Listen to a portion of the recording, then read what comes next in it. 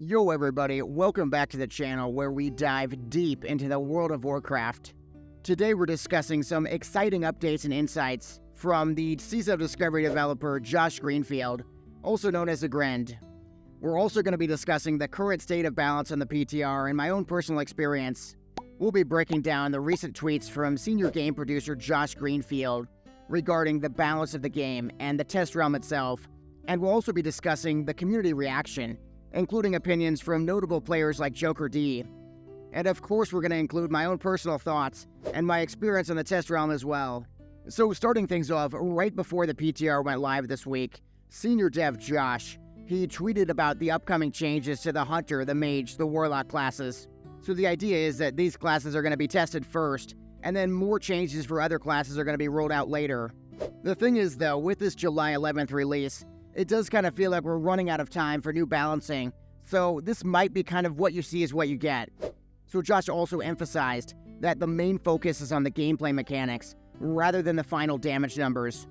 He really dropped a bombshell by saying that perfect numbers aren't the goal, it's more about the outliers in the top and the bottom. But Josh didn't stop there, because he also put out a truly staggering amount of insight regarding the design philosophy of the team heading into Phase 4. It is really clear from all the tweets Agrend made that they're focusing on how every class feels first before they worry about the final damage numbers. Reading between the lines, you can see that Agrend is really talking about addressing classes like the Warriors, the Enhanced Shamans, and making sure they're not a huge outlier going into Phase 4. So after the initial dev tweets, I really wanted to tweet Josh about their philosophy of utility versus damage. Because the thing about 2004 Classic is, yes, the Warriors did all the damage, but the idea was that was kind of okay, because they didn't bring that much utility to the table. The problem now is that Blizzard wants to upset the cabbage cart. They want to nerf Warriors and then bring up support classes to make them more viable.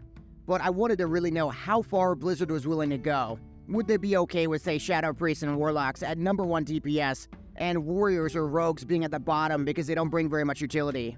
So in a bombshell tweet, Agrend really unleashed the design philosophy of Blizzard going into Phase 4 for utility, for damage, how they think about these different factors. See, actually Josh did admit that they do factor in utility when determining how much damage a class should do. So if you're looking at the PTR right now and you're wondering why are Rogues at the top of the meters, it's kind of explained by Blizzard's philosophy. Agrend also mentioned that Blizzard wouldn't just take down a utility class if they were near the top of the meters. They would have to be a really big outlier. So the idea would be that even if a Shadow Priest brings huge utility with Vampiric Touch, huge party healing with Vampiric Embrace, that would still be okay as long as they weren't a huge outlier on the meters. The same idea would apply to, say, a Feral Druid or a Ret Paladin. If they're number 1 on the meters, Blizzard might take a look. But if they're number 3, that's not really a big problem. So after Josh's initial tweet, there was really a frenzy of responses about Blizzard's balancing philosophy with this utility versus damage dilemma. So one of the Shadow Priests I talked to a lot, Momo, he brought up this idea of having different runes, so you could balance, say, having more utility versus having more damage. On paper, that makes a lot of sense. If you're doing progression rating, you bring more utility. Once you're in the farm stages, say a Shadow Priest could bring more damage. Josh, though, had a really good response that, while it's a great idea on paper, due to the modern performance measuring of, say, sites like Warcraft logs, it really just couldn't work. Players in some guilds would be forced to go the utility options, while players in other guilds would be allowed to go the damage options. The result would be resentment and toxicity. Some players would look worse even though they're actually bringing more to the table. Meanwhile, John James pointed out that as a melee hunter, being asked to bring True Shot Aura, or suboptimal talents just to bring some extra utility, it was really hurting his DPS. Josh actually responded by saying that they finally have the technology to balance individual talents in SoD, and he followed that up with patch notes a few days later that True Shot Aura no longer grants melee attack power, and that's given by Heart of the Lion. So it is really cool to see that Blizzard's able to do some individual talent balancing to try to fix some of these problems. That relates very well to Joker D's comment. He joined in on the conversation and brought up a really interesting point. The idea would be to reduce the healing from Vampiric Embrace, so perhaps a 50% reduction to other party members. That way Blizzard could easily balance and lower the utility of Shadow Priest, while still keeping the class identity and allowing them to do more damage. As the True Shot Aura change confirms, Blizzard could definitely do this now, So I'd be curious in the comments if you guys think that would be a good idea. So after all these dev tweets, there were more than a few players really happy to see Blizzard's new philosophy. Smithy, who I'm always running into on the PTR, was really happy to see the dev mindset heading into Phase 4. Meanwhile, Jacob, he liked that the utility would be a major factor in raids going forward, optimistic that unlike in 2019, raids wouldn't have to end up with the same classes all the time. On the negative side though, Franz didn't like that Blizzard factors in performance on sites like Warcraft logs. Since that data could be misleading, it wouldn't be a great way to balance. Then players like Elidius were concerned about perceived utility. It's unfair to weaken a class because of just perception. At least in Phase 3, before Shadow Priest got Vampiric Touch, and they gave everybody infinite mana, Shadow Priest really didn't bring that much utility to the table. Meanwhile, you could make an argument that a mage brings huge utility, but the perception is that they don't bring any utility, so it's okay if they're number 1 on the meter in every fight.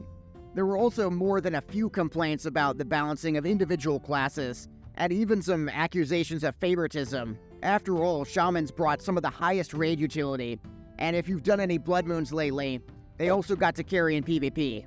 Really, more than any other response to Blizzard's tweets, we got a huge amount of complaints about Shamans. Windatar brought up how Shamans were practically a hero class in Phase 3, which immediately makes me think of early Phase Death Knights and just how broken they were. Edgar also brought up how the rules of balance feel like they only apply to classes like Shadow Priests, and classes like Shamans are just completely ignored. And Arthalion brought up how it blows his mind that Shamans haven't been nerfed yet. So I wanted to test if Blizzard's philosophy was really being implemented into Phase 4, or if it was just a bunch of well-intentioned words.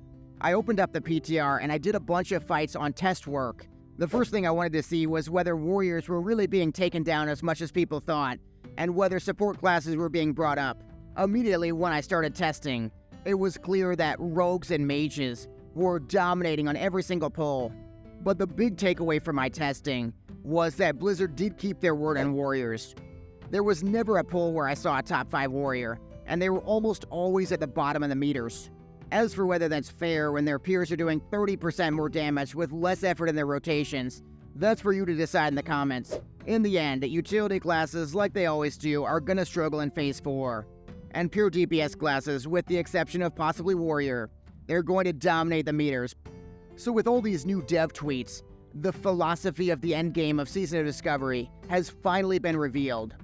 But other than Warriors bottoming out on the meters, this philosophy doesn't feel fully implemented.